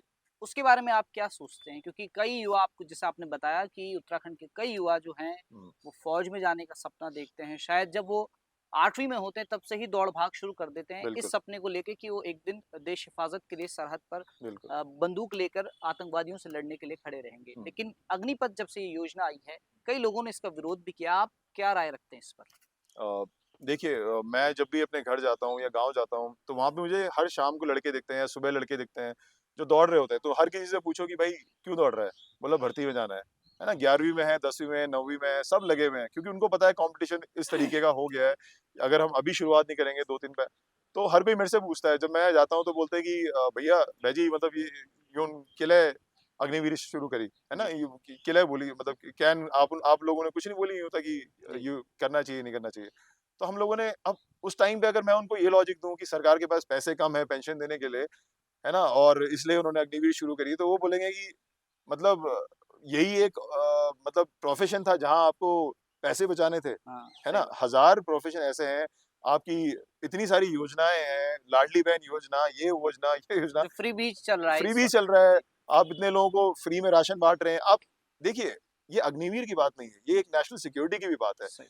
कि वो यूथ जो अपने 4-5 साल ट्रेनिंग से पहले ही उस भर्ती होने के लिए देता था, एक फिज़िकली, मेंटली अपने को टफ बनाने के लिए, वो एक डिमोरलाइज़ सा हो गया है। आपने भी देखा होगा कि सड़कों में जो पहले युवा भागते थे, उनकी संख्या में कमी आई है। बिल्कुल, आपने इसको देखा है? बिल्कुल, देखिए अदर देन एक मतलब आप बात करते हैं कि पैट्रियोटिज़्म की, जी, वो एक अलग जगह हो गई। जी, बट फ़ौज एक जॉब सिक्योरिटी भी देता था, बिल्कुल। एक तरीके का चूल्हा था, एक जी, पूरे बिल्कुल, एक बिल्कुल। परिवार के लिए कि एक फ़ौजी जाएगा, वो पूरे परिवार को पालेगा। एक जी, तरीके से वो एक माध्यम था, जी, एक जीने का। तो आपने अगर वो ही मोटिवेशन खत्म कर दिया है लोगों का मतलब देखिए लोग बोलते हैं कि अगर आप फ़ौज आ रहे हो पैसे के लिए क्यों आ रहे हो? ऐसा नहीं है, देखिए पैसा भी इम्पोर्टेंट है अपनी सही जगह। बात। अगर आप कर रहे हो, तो अगर आप कुछ सैक्रिफ़ाइस कर रहे हो, तो आपको अपना परिवार भी पालना है। जी, जी, तो बिल्कुल। वो ये नहीं बोल रहा था कि मुझे सैलरी ज़्यादा दे दो या मुझे कुछ दे दो। वो तो बेसिक नौकरी माँग रहा है, एक जॉब सिक्योरिटी माँग रहा है कि हाँ, जी, चलिए ठीक है। मैं रहूँगा सरहद में जितना भी रहूँगा बट मेरा परिवार सही रहेगा। जी, बट आपने वो उससे वो ही छीन लिया छीन है। लिया। आपने उतना बड़ा डिस्कनेक्ट कर दिया है। वो इतना अनसर्टेन है कि मैं चलो 4 साल अपना भागने-दौड़ने की प्रैक्टिस करूँगा, फ़ौज में भर्ती होऊँगा और उसके बाद शायद मुझे फ़ौज 2 साल बाद निकाल देगी। निकाल देगी। तो मैं क्या करूँगा उसके बाद? जी, तो आप भी अगर आपको कोई ऐसा बोला जाए या किसी मंत्री को बोला जाए कि भई तेरा टेन्योर 5 साल का नहीं होगा, तेरा टेन्योर 1 साल का होगा। तो वो क्यों वो पॉलिटिक्स में आएगा, क्यों सही बात। लड़ेगा? तो आपने उसका भी एक मतलब माध्यम एक खत्म कर दिया है। तो मतलब मुझे पर्सनली फ़ील होता है कि काफ़ी लोग इससे डिमोटिवेट हुए हैं। मैं बोलूँगा एज़ अ फ़ौजी इन यूनिफ़ॉर्म मुझे भी ये चीज़ सही नहीं लगी जी, क्योंकि मैं भी चाहता हूँ कि एक कंसिस्टेंसी रहे कि कोई जवान आए, उसको हम ट्रेन करें, उसको हम ग्रूम करें, उसको सिक्योर हम कुछ रहे मतलब सिखाएँ बिल्कुल। और उसको वो कंटिन्यूटी में रहे। वो जी, बढ़े, ग्रोथ करे, हमारे साथ अच्छा करे। बट अब वो नहीं कर सकते आप क्योंकि आपको पता ही नहीं कि ये 2 साल बाद ये रहेगा, नहीं रहेगा। जी। तो आपने बताया कि आपको कई युवा मिलते हैं कि भैजी इनके लिए नहीं कार्य मतलब जो आप बोलते हो, तो हुँ, आप उन्हें सैटिस्फाइंग आंसर किस तरह से देते हैं? क्या कहते हैं आप उन्हें? देखिए मैं बोलता हूँ कि देखिए उत्तराखंड में हमारे पूर्वजों ने हमें क्या दिया जी, है ना? हमारे पूर्वजों ने हमें शायद सरलता, एक ईमानदारी, है ना? या शौर्य बोल दीजिए, जी, हमें यही बिल्कुल। सब चीज़ें मिली है अपने पूर्वजों से। तो मैं जी, उनको यही बोलता हूँ यार कि देखिए, आप इतने पावरफुल नहीं हो या मैं इतना पावरफुल नहीं हूँ। अगर हम होते, हम शायद यहाँ नहीं होते। तो देखिए, हमें जो भी सिस्टम जैसा भी है, हमें उसके अनुसार अपने को ढालना है। ये अग्निवीर चलिए नहीं हुआ, मैं बोलता हूँ कि यार और भी चीज़ें हैं। सीएपीएफ है, काफ़ी सारी सेवाएँ हैं मतलब जी, देश बिल्कुल। जहाँ आप देश सेवा कर सकते हैं, जहाँ आपको सेम टेम्परामेंट चाहिए, फिज़िकल वो चाहिए, तो आप कोशिश करते रहिए। बाकी जी, देखिए, मैं उनको ये नहीं बोलूँगा कि यार आप प्रोटेस्ट करो, ये करो क्योंकि वो उनकी एज नहीं है। जी, क्योंकि इस एज में वो कहीं प्रोटेस्ट करेगा, कहीं वो पुलिस के साथ दंगेबाजी में फँसेगा, एक एफआईआर हो जाएगी, उसका करियर बर्बाद हो करेक्ट। जाएगा। तो मैंने उनको हमेशा बोला कि आप अपने लोकल पॉलिटिशियन को बोलिए, आप अपने यहाँ के नेताओं को बोलिए, बट आप कभी ऐसे सरकार के खिलाफ कभी सड़क पे आके ऐसा कुछ गलत कदम मत उठाना। जी, क्योंकि मैंने देखा कई लड़के यहाँ पे एक दिन देहरादून में ही कुछ पेपर लीक का मामला चल जी, रहा था, तो परेड उसमें ग्राउंड में। हाँ, परेड ग्राउंड में चल रहा था। तो उसमें पुलिस के अगेंस्ट कुछ कर रहे थे, तो मैंने समझाया मतलब कोई थे मेरे, मैंने कहा ऐसे काम कभी मत करो, देखो एफआईआर पड़ गई, तो तुम्हारा करियर खत्म हो जाएगा जी, वहाँ पे। बिल्कुल। तो जस्ट बिकॉज़ तुम इमोशनल हो जाते हो, तो देखिए मतलब ये एक मतलब आप कुछ मतलब मैं एज़ अ कॉमन आदमी मैं कुछ नहीं कर सकता इसके बारे जी, में बिल्कुल। या जो भर्ती के लिए कोशिश कर रहा है वो भी नहीं कुछ कर सकता। बट हाँ, हमारे पॉलिटिशियंस को देखना चाहिए था। हमारे इतने नेता मतलब जो सरकार में हैं, जो अपोज़िशन में हैं, उनको बोलना चाहिए था, बट जी, सब चुप हैं। तो अनफॉर्चुनेटली मतलब उत्तराखंड जैसे स्टेट में जहाँ पे बोलते हैं कि सबसे ज़्यादा मैक्सिमम कंट्रीब्यूशन हमारा ही बिल्कुल, है बिल्कुल। एज़ अ स्टेट, तो अनफॉर्चुनेट है काफ़ी। पहाड़ के युवाओं में जब वो पैदा होते हैं तब से ही देश सेवा का जुनून होता है। और अगर इतिहास के पन्ने उठाकर देखें तो जब जब हमारी सरहद ने लहू मांगा है तब तब पहाड़ के वीर जवानों ने अपने लहू का कतरा दिया है। और इसी पर बात होगी। सवाल एक थोड़ा पर्सनल भी हो जाता है कि जब आप किसी ऑपरेशन में रहते हैं, कई बार ऐसे भी मोड़ आते होंगे जब आपको लगता होगा कि शायद अब यहाँ से मैं बच नहीं पाऊंगा। हम्म, तो क्या एक फौजी के मन में ये डर भी आता है, क्योंकि फौजी भी इंसान है, हम्म। क्या उसको ये डर भी लगता है कि शायद अब यहाँ से मेरा बचना मुश्किल हो जाएगा? उस वक्त खुद को संभालना और उस परिस्थिति को संभालना कितना मुश्किल रहता है? अ, देखिए, इन जनरल अब जब भी आप ऑपरेशन में जाते हैं तो हमारे यहाँ एक सीओ साहब से पूछा जाता है, एक जो हमारे कमांडर होते हैं वो पूछते हैं कि भाई आपका कैजुअल्टी, आप कितना कैजुअल्टी ले सकते हो, जी कि भाई कि अपने जवानों की कितनी, अगर आप कोई ऑपरेशन पे जा रहे हो तो कितना कैजुअल्टी हो सकता है जी अपना या कितना हो सकता है। तो हम बताते हैं, सीओ बताते हैं कि असेसमेंट पे कि अगर वहाँ पे 40 मिलिटेंट हैं, अगर हम 6 लोग जा रहे हैं तो उस बेसिस पे बताते हैं, फिगर बताते हैं, जी कुछ परसेंटेज देते हैं कि ये इतना हो सकता है, इतना हो सकता है। देखिए, जब भी कोई ऑपरेशन में जाता है यूजुअली उसको पता होता है कि वो ऑपरेशन में जा रहा है, वहाँ पे 100% सही भी हो सकती है चीजें और 100% खराब भी हो सकती है चीजें। जी इट कैन गो एनीवे, मतलब कहीं भी जा सकती है। जी तो देखिए, एक सबसे बेस्ट चीज जो आप कर सकते हैं ऐसी सिचुएशन में, जो वो उसको बोलते हैं कि कामनेस, जो जब ऐसी कठिन परिस्थिति आती है तो सबसे पहले आपको क्या है, क्योंकि देखिए एज अ ऑफिसर मैं अगर बोलूंगा, अगर कोई सिचुएशन आती है और मैं ही सबसे ज्यादा पैनिक करने लग जाऊं कि भाई अब क्या होगा क्या नहीं होगा, तो मेरे नीचे वाले भी कंफ्यूज हो जाएंगे। जी जी तो या जो कोई जेसीओ है या कोई हवलदार है, कोई भी है, तो सबसे पहली चीज क्या होती है कि उसको वो कामनेस मेंटेन करनी होती है, क्योंकि उसका जो चेहरा होगा उस टाइम पे उस सिचुएशन में, जी वही डिसाइड करेगा कि आपके जो ट्रूप्स हैं वो कैसे रिएक्ट कर रहे हैं। जी अगर आप बिल्कुल काम हो, अगर आप बिल्कुल कॉन्फिडेंट हो, तो वो लोग भी बिल्कुल काम एंड कॉन्फिडेंट रखेंगे, हाँ हाँ साहब ने बताया, इनपुट खबर पक्की है, यहाँ से होगा, ऐसा होगा और अच्छे से ऑपरेशन होगा। जी तो वो बहुत जरूरी हो जाता है हमारे लिए कि अपना जो एक काम कंपोजर है वो मेंटेन करना, कि भाई, क्योंकि आप लीडर हो एक, है ना? जी तो आप अगर जैसा भी, जैसे मैंने आपको बताया, अगर मैं पैनिक करूंगा तो वो भी पैनिक करेंगे, जी अगर मैं शांत हूँ तो वो भी शांत है। उन्होंने अपना कंपोजिशन मेंटेन किया हुआ है, तो जी उस तरीके का मतलब आपको मेंटेन रखना पड़ता है। और काफी बार ये सिचुएशन आती है, आई है हमारे साथ, मेजर जहाँ रावत को कभी डर लगा है? बिल्कुल डर लग, कि देखिए, मतलब इंसान है, जी हर हजार तरीके का डर होता है। मतलब जी देखिए, अपने परिवार को लेकर डर होता है, माँ बाप को लेकर डर होता है कि कहीं घर पे होंगे, जी कहीं खेत में होंगे, कहीं कुछ हो सकता है।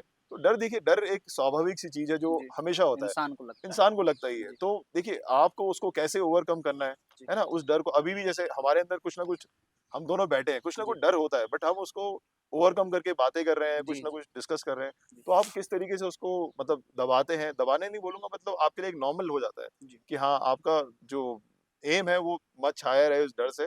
तो ऑपरेशन के टाइम में तो आप उस डर को सप्रेस कर लेते हैं कि हाँ चलो कोई नहीं, दिस इज ये टेम्परेरी है। जी तो आपका जो ऑपरेशन है, आपका जो सक्सेस होगी वो परमानेंट रहने वाली है, तो आप उसके लिए ज्यादा, उस पर ज्यादा फोकस करते हैं। जी मणिपुर ऑपरेशन के लिए आपको कीर्ति चक्र मिला था 2024 में। तो जब आपका नाम आया, जब आपको पता चला कि मुझे ये सम्मान मिलने वाला है, वीर का पुरस्कार मिलने वाला है, तो आपके मन में क्या ख्याल आए? और जो आपकी टीम ने आपका साथ दिया, तो उनका कितना योगदान आप इस सम्मान में मानते हैं? देखिए, जब ये ऑपरेशन हुआ था, हमारे काफी ऑपरेशन हुए थे, जैसे जेएनके में हुआ था, उससे पहले मणिपुर में हुए थे। तो हम कभी भी ऑपरेशन के बाद हमने कभी ऐसा सोचा नहीं था कि हाँ, मतलब मैंने यही सोचा था कि फौज में आना है हमें। तो फौज में आके, ये फौज में आने से पहले पता भी नहीं था कि गैलेंट्री अवार्ड नाम की कुछ चीज भी होती है। जी फौज में आने के बाद पता चला था, कोई ऑफिसर लेक्चर देने आते थे या गैलेंट्री अवार्ड जो लोग थे वो आते थे, तो उनको देख के लगता था हाँ, ये आगे क्या एसएम लगा है, वीएसएम लगा है, वो हमें पता नहीं था, बट हाँ पता था कि कुछ तो है ये, अच्छा मतलब कुछ जैसे पीएचडी लग जाता है लोगों के हाँ आगे। हाँ तो उसी तरीके से जैसे हमारा ऑपरेशन हुआ था, तो इट वाज अ ऑपरेशन जो सक्सेसफुल हुआ। तो उसके बाद सडनली एक दिन पता चला कि जब हमारे जो कमांडर्स थे उन्होंने नाम दिया था, तो जब नाम आया लिस्ट में, तो उस दिन मेरे ख्याल से 2 या 3 दिन तक मेरा फोन शायद हर 2 मिनट में बजा होगा, जी क्योंकि बधाइयाँ। रिश्तेदार, पोस्टमेट, कॉल। मुझे उससे पहले जब नाम अनाउंस हुआ, तो मुझे शायद बिल्कुल भी फील नहीं हुआ, मुझे लगा ठीक है यार, ऑपरेशन हुआ, गवर्नमेंट को लगा, मेरे सीनियर्स को लगा इसको देना चाहिए अवार्ड, तो दिया उन्होंने। जी बट जब फोन आए, जब काफी लोगों ने लेटर लिखने शुरू किए, और काफी, तो तब उस समय थोड़ा सा फील हुआ, हाँ यार कुछ आपने कुछ बड़ा किया है, लाइक तभी इतने लोग आपको कॉल कर रहे हैं जी शायद। और देखिए, उस पूरे ऑपरेशन में, मतलब जितने भी हमारे ऑपरेशन होते हैं, ऐसा नहीं कि जी उसमें मैंने कुछ अलग से किया है। जी उसमें मेरा जो सबसे जूनियर वो जवान है, जो बिल्कुल सिपाही है, उससे लेके नायक है, हवलदार है, जेसी है, सबका कंट्रीब्यूशन होता है। जी। तो इसी ऑपरेशन के लिए बाकी लोगों को भी अवार्ड मिले थे। जी। तो एक ये सबसे मतलब ये यूनिट्स एक इंडिविजुअल से ज़्यादा खुशी एक यूनिट को होती है, जी। हमारी यूनिट को होती है कि जी। हाँ, ये 21 पैरा एसएफ को ये गैलेंट्री अवार्ड मिला है, क्योंकि यूनिट का नाम जो होता है, हर कोई यूनिट के लिए ही काम कर रहा है। जैसे हमारा एक आपने सुना होगा कि नाम नमक निशान, जी। तो हमारे लिए यूनिट ही हमारा निशान है, अगर उसका नाम है, तो हमारा नाम है। तो हम सब उसी के लिए काम करते हैं। बिल्कुल। जब आप अवार्ड रिसीव कर रहे थे तो आपके साथ उस भवन में कौन-कौन मौजूद था और उन्होंने उनकी क्या प्रतिक्रिया थी मतलब? अ, जैसे मेरे माँ-बाप थे जी। और मेरी वाइफ़ थी और मेरी छोटी बहन थी, तो हमारे लिए तो और मेरी जो सासू माँ थी वो भी थी। जी। तो हमारे लिए तो काफ़ी मतलब मेरे लिए तो काफ़ी इमोशनल मोमेंट टाइप का था कि और मेरे माँ-बाप के लिए भी जी। कि इस तरीके से मतलब कभी सोचा नहीं था। मैंने मैंने पर्सनली नहीं सोचा था कि हमने बाहर से राष्ट्रपति भवन देखा था, कभी अंदर भी जाएँगे फ़ौज में जाने से पहले। तो वो मौका मिला वहाँ पे पीएम थे गृह मंत्री। राजनाथ सिंह जी थे, काफ़ी होम मिनिस्टर थे, काफ़ी लोग थे। तो मतलब मेरे लिए एक अपॉर्च्युनिटी थी बहुत बड़ा मतलब मैंने अपनी लाइफ़ में कभी ऐसा नहीं सोचा था कि मैं इतना क्लोज़ली प्रेज़िडेंट से मिलूँगा या प्राइम मिनिस्टर से मिलूँगा। जी। तो जस्ट बिकॉज़ मतलब फ़ौज ने वो मुझे अपॉर्च्युनिटी दी उस टाइम पे और मेरे माँ-बाप के लिए भी एक बहुत ही गर्व का मतलब वो था जिस तरीके से उनका मैं देख पा रहा था, जब मेरा नाम अनाउंस हुआ था, जब मैं गया था स्टेज पे तो जिस तरीके से वो रो रहे थे, जिस तरीके से एक्साइटमेंट थी, आई थिंक मुझे उस दिन लगा कि हाँ, चलो लाइफ़ में यार चलो कुछ है ना जी। किसी मुकाम तक हम पहुँचे हैं, शायद कुछ पाया है, माँ-बाप को गौरवान्वित महसूस करवाया है, तो आई मीन दैट इज़ वो अवार्ड से भी ज़्यादा बड़ी खुशी बिल्कुल, थी एक। बिल्कुल। बिल्कुल, बिल्कुल विजय। मणिपुर में अभी हालात आपको किस तरह से नज़र आते हैं? क्या अभी वहाँ शांति है या जब आप थे तब ज़्यादा शांति थी? अभी क्या माहौल आपको नज़र आता है? मतलब आप खबरों में तो पढ़ते ही होंगे, जी, देखते होंगे। जी। देखिए उस टाइम पे काफ़ी डिस्टर्ब था जब हम लोग थे, जो कॉन्फ्लिक्ट शुरू हुआ था। जी। उसके बाद अभी प्रेज़िडेंट रूल आया है वहाँ पे। उसके बाद अभी फिर से बीजेपी का जो सीएम थे, उनको चेंज करके नए सीएम को लाए हैं। तो सिचुएशन काफ़ी धीरे-धीरे इम्प्रूव हो रही है, क्योंकि देखिए कोई भी कॉन्फ्लिक्ट होता है, उसका एक टाइम होता है। वो एक पर्टिकुलर टाइम तक चलता है। कोई भी दंगे होते हैं, कोई भी कॉन्फ्लिक्ट होता है, जी, आपने देखा जी। होगा कि एक पीक आता है, उसके बाद धीरे-धीरे खत्म होता है। तो जी। देखिए उसका भी एक पीक आया था मई-जून जो आपने 2000 आपने सुना होगा 23 में। जी। उसके बाद धीरे-धीरे कम हुआ है। अभी हिंसा की घटनाएँ बिल्कुल कम हो रही हैं। तो इस तरीके का डायरेक्ट इंटरवेंशन जो सेंटर ने किया है बेसिकली वहाँ पे प्रेज़िडेंट रूल लाके कि प्रेज़िडेंट डायरेक्टली रिस्पॉन्सिबल होता है। तो उस तरीके के जो आपने देखा होगा वो एथनिक कॉन्फ्लिक्ट था। वो कोई ऐसा नहीं था कि बाहर के लोग आके लड़ रहे हैं या कुछ। वो एक एक जैसे आप बोलते हैं ना कि गढ़वाली कुमाऊनी यहाँ पे, जी, तो बिल्कुल। वैसे ही वहाँ पे कुमाऊँ मतलब ये आपके कुकी और मैती थे। जी, तो जी। उनके आपस में वो एथनिक कॉन्फ्लिक्ट और होते रहे मतलब ऐसा नहीं कि वो इतिहास रहा है। जी, जी। पहले भी हुए हैं, न 90 में हुए हैं जहाँ पे 2000 लोग मरे थे। कम स 2003 में 23 में कम से कम कम लोग मरे, बट उससे बड़ी इंटेंसिटी के पहले भी ऐसी जी। घटनाएँ हुई हैं, आपस में ट्राइब्स के बीच में। तो इस तरीके की चीज़ें होती हैं, बट स्लोली टाइम लगेगा, बट सिचुएशन नॉर्मल हो रही है। जी। मेजर रावत जब श्रीनगर जाते हैं तो युवाओं से काफ़ी बात करते हुए आपको देखा जाता है। आप युवाओं को काफ़ी प्रेरणा देते हैं। युवा आपसे क्या पूछते हैं? क्या टिप्स लेते हैं कि भारतीय सेना में किस तरह से शामिल किया हो सकते हैं? देखिए, जैसे मैंने आपको बताया कि हम लोग जैसे मैं जैसे छोटा बच्चा था, जी। जब मैं बिल्कुल छोटा था, तो मेरे सामने जब फौजी आते थे, मैं उनसे वही चीज़ पूछता था और आज शायद 15-20 साल बाद वही लड़के मेरे से वही सवाल पूछते हैं फिर से जी। कि आप कितने चिन-अप मार लेते हो, आप कितने पुश-अप कर लेते हो, अरे आपकी बॉडी ऐसी है, आप वैसे कैसे दौड़ते हो, आप ये कैसे कर लेते हो?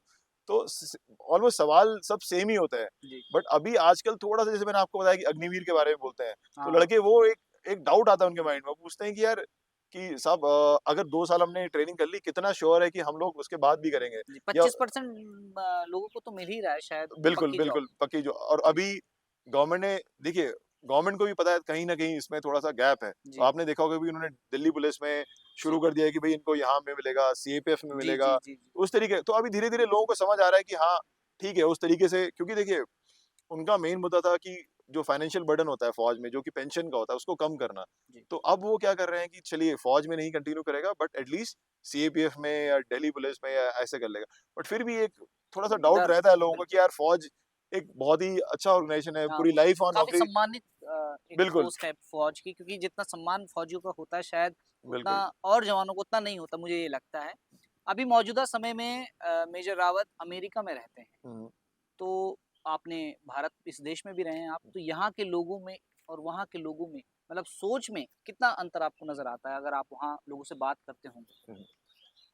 देखिए, सोच की मैं जब बात करूँ तो वहाँ पे मुझे ऐसा लगता है कि पर्सनली वहाँ पे लाइफ़ काफ़ी देखिए जिस तरीके की वो कंट्री है, जिस तरीके की उनकी इकोनॉमी है, जी। और अगर आप इंडिया की बात करें, वो 40 ट्रिलियन इकोनॉमी है, इंडिया अभी 3 ट्रिलियन इकोनॉमी है। जी। तो मतलब वो कंपैरिजन करना कि वहाँ के लोगों की एजुकेशन और यहाँ के लोगों की एजुकेशन, वो जायज़ नहीं होगा जिस जी। हिसाब से मतलब जो डिफरेंस है।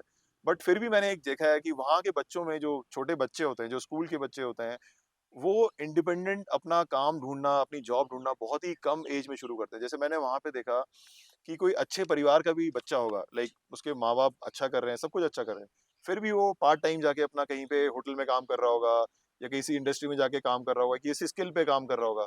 क्योंकि वहाँ पे जैसे हमारे यहाँ क्या होता है, हमारे यहाँ कम्युनिटी ग्रोइंग मतलब ग्रोथ होती है कि हाँ, माँ-बाप आपको ग्रेजुएशन के बाद भी शादी में भी खर्चा दे रहे हैं, ग्रेजुएशन का भी खर्चा दे रहे हैं, उसके बाद भी देख रहे हैं। अभी भी जैसे मैं इतना बड़ा हो गया, तो अभी भी माँ-बाप पूछते हैं, "हाँ, पैसे चाहिए, कुछ करना है?" जी। वहाँ पे ये सिस्टम नहीं है। वहाँ पे क्या होता है कि बच्चा जैसे हाई स्कूल पास करता है या एक एज के बाद आता है, तो वहाँ पे माँ-बाप बोलते हैं कि भाई इसके बाद आगे की जर्नी तुम्हारी खुद की है। जी। तो वो बच्चा वहाँ पे बहुत ही अर्ली एज से स्ट्रगल करना शुरू कर देता है। आत्मनिर्भरता आ जाती है मतलब। आत्मनिर्भर बहुत ही अर्ली एज में आती है। मैंने वहाँ पे बहुत छोटे-छोटे बच्चे देखे जो मतलब स्किल पे काम कर रहे हैं, उस पे काम कर रहे हैं, क्योंकि उनके यहाँ ये है कि आगे हमें कोई सपोर्ट नहीं करेगा। जी। हमारे यहाँ क्या है कि माँ-बाप, परिवार पे बहुत ज़्यादा डिपेंडेंसी रहती है।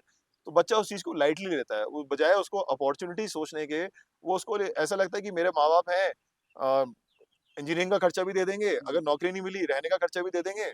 तो वो काफ़ी देर तक ना उसके अंदर हाँ, वो हाँ। आती नहीं है फीलिंग। जब जी। तक बोलते हैं कि मैच्योरिटी नहीं आती, एक तरह से कह हाँ, सकते हैं। मैच्योरिटी नहीं आती है, जी। उसको समझ नहीं आता कि इम्पोर्टेंस क्या है इन चीज़ों की, कि परिवार है ठीक है, जी। बट कहीं न कहीं मुझे एक दिन खड़ा होना है। जी। तो उस तरीके के वो थोड़ा-सा डिफरेंस देखने को लगता है दोनों सोसाइटीज़ में। जी। आई थिंक अगर वो यहाँ भी हो जाए बच्चों में हमारे यहाँ कि हाँ, 10वीं 12वीं साल मतलब जब 11वीं 12वीं में है कि हाँ, खुद से कुछ करना है या खुद की नौकरी से अपनी फीस भरनी है। जैसे वहाँ पे काफ़ी बच्चे स्कूल जाते हैं, कॉलेजेस जाते हैं, जी। उसके बाद अपना काम करते हैं अपनी फीस के लिए, मतलब कुछ ना कुछ कहीं न कहीं जॉब कर रहे होते हैं। जी। तो वो चीज़ें हैं। अच्छा, एक पर्सनल सवाल भी पूछूँगा कि जब मेजर दिग्विजय रावत वर्दी में नहीं होते, हुँ, किसी ऑपरेशन का हिस्सा नहीं होते, एक आम आदमी की तरह ज़िंदगी बिताते हैं, तो हुँ, क्या करना आप पसंद करते हैं? मतलब खुद को एंटरटेन करने के लिए हुँ। आपकी कैसी लाइफ़स्टाइल होती है? देखिए, मोस्ट ऑफ द टाइम मैं मतलब मैं फ़िटनेस पे ही ध्यान देता हूँ बहुत जी, ज़्यादा। आपको देख के लगता भी है। हाँ, तो मतलब मेरा आधा टाइम तो जिम में और या टेनिस खेलने में। जी। जैसे अभी मैं आया था छुट्टी में, तो पिताजी अभी भी मतलब 65 साल के हैं, बट वो टेनिस खेलने जाते हैं। जी। तो मैं भी उनका साथ देता हूँ कि चलो टेनिस खेलने चलते हैं कहीं न कहीं। वो है, बाकी टाइम में मुझे ऐसा लगता है कि मैं काफ़ी कुछ मतलब देखिए मैं ये नहीं बोलूँगा मैं बहुत सक्सेसफुल आदमी हूँ, बट मुझे ऐसा लगता है कि हाँ, मैंने लाइफ़ में सोचा था फौजी बनना, फौजी बन लिया। यूएस गया, वहाँ नौकरी ढूँढी थी, नौकरी मिल गई। तो मुझे अब ऐसा लगता है कि मुझे शायद सोसाइटी को देना चाहिए कुछ। जी। मतलब जो भी मेरा छोटा-मोटा एक्सपीरियंस है, जो भी मैं सीखता हूँ या जो भी मैंने सीखा है, तो उस बेसिस से मैं सोचता हूँ कि हाँ, मुझे कुछ अपने लोगों के लिए करना चाहिए, स्पेशली जहाँ से मैं पैदा हुआ हूँ, जहाँ मैं रहा हूँ पूरी ज़िंदगी, जी। क्योंकि उनकी वज़ह से ही मैं शायद आज यहाँ हूँ। तो मुझे ऐसा लगता है कि तो मैं काफ़ी, जैसे मैंने अभी आपने बोला सोशल मीडिया ये वो, जी। तो मैं काफ़ी लोगों से बात कर सकता हूँ, बात करता हूँ कि भई मैं क्या कर सकते हैं हम लोग। जी। बेसिकली अपने जैसे हम गाँव में गए थे अपने, तो वहाँ हमने सड़क बनाई, थोड़ा-सा अपने रिपेयर का काम कर लिया, कुछ ना कुछ स्कूल के बच्चों को मोटिवेट करने के लिए कि भाई अगर तुम एनडीए में आते हो तो हम तुम्हें इतना फाइनेंशियल हेल्प करेंगे, या कोचिंग जाते हो, तो उस तरीके की चीज़ें मतलब मुझे पर्सनली अच्छी लगती है कि हाँ, क्योंकि एक टाइम बाद आपको इन चीज़ों से ज़्यादा खुशी मिलती है बजाय जी। पर्सनल सक्सेस के, कि आपकी पर्सनल सक्सेस आप कुछ भी कर लो, बट आप जब तक अपने लोगों के लिए जहाँ से आप हो वहाँ नहीं करते हो, तो आपको कभी मतलब लाइफ में सैटिस्फैक्शन नहीं मिलता है। तो मैं उस स्टेज में हूँ अभी कि हाँ, मुझे लगता है कि हाँ, कुछ ना कुछ करते रहना चाहिए मतलब। क्या मेजर रावत राजनीति में आएँगी?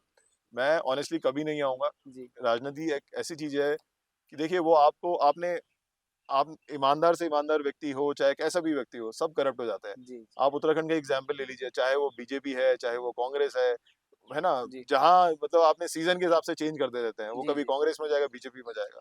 तो सब सब लूट का हिस्सा है, तो आप क्यों उस लूट का हिस्सा बनना चाहते हैं? आप एक कॉमन आदमी या एक बिल्कुल बेसिक अ, इंसान की तरह रह के भी बहुत कुछ कर सकते हैं। जी, लेकिन उसमें चुनौतियाँ बहुत सारी आती हैं। हाँ, चुनौतियाँ होंगी, बट उसमें आप अकेले भी होंगे, जी। बट आपको सैटिस्फैक्शन ज़्यादा मिलेगी। जी। एज़ अ पॉलिटिशियन अगर आप बात करें आज की डेट में उत्तराखंड में, आप एक पॉलिटिशियन का नाम ले लीजिए जिसके लोग बोलेंगे कि हाँ, ये पॉलिटिशियन बनने के बाद इसने ऐसा काम किया है। सब सेल्फिश है यहाँ पे। जी। आप नाम लीजिए किसी भी नेता का। जी। आप बोलते हैं ये गाँव में जाके डांस करते हैं, फ़ोटो खिंचवाते हैं कि हम अभी हमारे यहाँ के नेता हैं हरक सिंह रावत जी, जी। है ना? वो गाँव में जाके जगह-जगह वीडियो बना रहे हैं, डांस जी। करने के, वो कर रहे हैं। वो तो बीजेपी कांग्रेस करते हाँ, आए हैं, 2 बीजेपी बार कांग्रेस करते बीजेपी रहे में, पूरे 2 बार टाइम, कांग्रेस है में। ना? जी। और आप श्रीनगर हॉस्पिटल की आपने रिसेंटली एक वीडियो देखी होगी, जी। वहाँ पे चूहे दौड़ रहे थे, एक मरीज़ था, वहाँ पे चूहे घुस रहे हैं, वो कर रहे हैं। और उन भाई साहब ने देहरादून में अपना हॉस्पिटल खोल रखा है, प्राइवेट हॉस्पिटल। भाई तुमने वो प्राइवेट हॉस्पिटल श्रीनगर में या गोपेश्वर में या चमोली में या सतपुली में वहाँ क्यों नहीं खोला? जी, तुमने यहाँ आके क्यों हॉस्पिटल खोला? क्योंकि तुम्हें पैसे चाहिए यहाँ पे, है ना? तो बातें बड़ी-बड़ी सबको ही करते हैं यहाँ पे पॉलिटिशियन, बट सबने अपने बोलते हैं ना कि अपना अपना सब कुछ उत्तराखंड बेच के सबके आप अगर आप खंगाल दो सारे नेताओं को, सबने कहीं न कहीं अपने होटल बना रखे हैं, प्रॉपर्टी बना रखी है, सबको देहरादून में सब कुछ करना है। जी, गाँव में कोई कुछ नहीं करना चाहता है। गाँव में सब है ना? जैसे मैंने आपको बोला डांस करना चाहते हैं, है ना? टोपी पहन के घूमना चाहते हैं, थोड़ा बहुत ठुमके लगा दिए किसी के साथ। तो मतलब यूज़लेस लगती है मुझे पॉलिटिक्स उससे अच्छे कई लोग हैं। मैंने कई उत्तराखंड में लोग देखे जो खुद से काम कर रहे हैं, लोगों को जागरूक कर रहे हैं। मुझे उनसे ज़्यादा प्रेरणा मिलती है बजाय नेताओं के। जी। तो मैं तो कभी अपनी लाइफ में पॉलिटिक्स में जाना नहीं चाहूँगा। प्रेरणा आपसे उत्तराखंड के ही नहीं पूरे देश के युवा लेते हैं। तो जो युवा कंफर्ट ज़ोन में है और सपना देखते हैं कि वो पैरा एसएफ में जाएँगे, मरून बेरेट पहनेंगे, उनको आप क्या संदेश देना चाहते हैं? देखिए मैंने लाइफ में एक ही चीज़ देखी, या जी, तो आप पहले फ़ेज़ में मेहनत कर लीजिए, जी, या तो बाकी फ़ेज़ में आप सफ़र कर लीजिए, है ना? तो जितना अर्ली एज में आप मेहनत करते हैं, जी, आपको कहीं न कहीं फल मिल जाता है। मतलब मैंने ज़रूरी नहीं है कि फ़ौज ही एक सक्सेस है, फ़ौज में घुसना ही एक सक्सेसफुल टेन्योर है। आप एक शेफ़ भी हो सकते हो, आपने गढ़वाल में उत्तराखंड में इतने लोग हैं। मतलब मेरे भैया जो गाँव से आए थे हमारे यहाँ, जी, तो मेरे साथ ही श्रीनगर में रहते थे हमारे यहाँ, तो आज की डेट में वो काफ़ी बड़े वाइस प्रेज़िडेंट हैं एक होटल के। जी, तो महिपाल रावत है उनका नाम। तो उन्होंने भी एक बेसिक बहुत ही गरीब फैमिली से आए थे, माँ-बाप नहीं थे। श्रीनगर से उन्होंने टूरिज़्म किया, उसके बाद धीरे-धीरे पर उन्होंने उनको मेहनत करते हुए देखा। मेरा खुद का चाचा जो थे, उन्होंने भी एग्ज़ाम पास किए बेसिकली काफ़ी कुछ किया। तो मैंने उनको देखा छोटी मतलब जिस एज में मतलब मैं तो काफ़ी छोटा था, मैं उनको देखता था कि प्रतियोगिता दर्पण आती थी, मैगज़ीन आती थी, तो जी, उनके बक्से के बक्से भरे रहते, दिन भर वही चाटते रहते थे। तो अब मैंने देखे लड़के काफ़ी सारे फ़ोन पे रहते हैं, जी, शायद उनको लगता है कि शायद डिग्री मिल जाएगी, नौकरी मिल जाएगी, वो टाइम चला गया है अभी। अभी इतने प्राइवेट कॉलेजेस हैं, इतनी डिग्रियाँ बँट रही हैं, ऑनलाइन डिग्रियाँ बँट रही हैं। मतलब मैंने अभी जैसे मैं यूएस में हूँ, तो अगर आप वहाँ पे देखेंगे अनएम्प्लॉयमेंट वहाँ पे 2 से 3% है, जी, अगर आप यूएस की बात करते हैं। तो उस जैसी कंट्री में भी अभी जॉब्स की कमी हो गई है। जो इंडियंस जो है यहाँ से बीटेक करके जा रहे हैं, एमटेक करके जा रहे हैं, एमबीए करके जा रहे हैं, अच्छे-अच्छे कॉलेजेस से, उनको भी जॉब नहीं मिल रही यूएस में। तो हमारे यहाँ के यूथ को समझना चाहिए, देखना चाहिए कि भाई इतने क्वालिफाइड लोग भी अगर जॉब नहीं ले पा रहे हैं, तो आपको किस लेवल की मेहनत करनी पड़ेगी। जी, तो देखिए जैसे आपने बोला हार्ड वर्क की किस तरीके का, तो हार्ड वर्क का कोई शॉर्टकट नहीं है। जी, जितना जल्दी जितनी अर्ली एज में आप हार्ड वर्क करोगे, उतनी जल्दी आप सफल भी होंगे। नहीं तो उतना ज़्यादा आप सफ़र करोगे। मतलब लेटर अगर आप जैसे मैंने आपको बोला कि माँ-बाप के भरोसे ही बैठे रहे, ग्रेजुएशन के बाद भी, नौकरी के बाद भी, तो उसके बाद की जो लाइफ़ होगी ना, बहुत मुश्किल हो जी। जाएगी हर किसी के लिए। तो इसलिए जितना जल्दी जागो, उतना जल्दी सवेरा। आजकल वैसे भी जीवन शैली बहुत बदल गई है लोगों की। बिल्कुल। बहुत-बहुत धन्यवाद मेजर दिग्विजय रावत जी, आपने अपना कीमती समय दिया और आपकी जाबाजी की कहानी हमने सुनी, हमारे दर्शकों ने सुनी। हिलमेल एक नए सफ़र में है जैसे मैंने बताया और ये पहला एपिसोड है नए शो का जिसका नाम है हस्ती और आज हस्ती के रूप में हमारे बीच में थे दिग्विजय सिंह रावत जो नॉर्थ ईस्ट से लेकर कश्मीर तक कई ऑपरेशंस में ये भाग ले चुके हैं और कीर्ति चक्र से इन्हें सम्मानित किया गया है। बहुत-बहुत धन्यवाद आपका। धन्यवाद। आगे भी हिलमेल में आपको ऐसी ही शख्सियत से मिलाएंगे जो अपने कौशल से अपनी प्रतिभा से उत्तराखंड का और अपना नाम रोशन कर रहे हैं और हिलमेल में आपको देवभूमि की विरासत से लेकर देहरादून और उत्तराखंड की सियासत तक की खबरें मिलेंगी तो इसलिए हमारे साथ जुड़े रहिए और अपना प्यार बनाए रखें।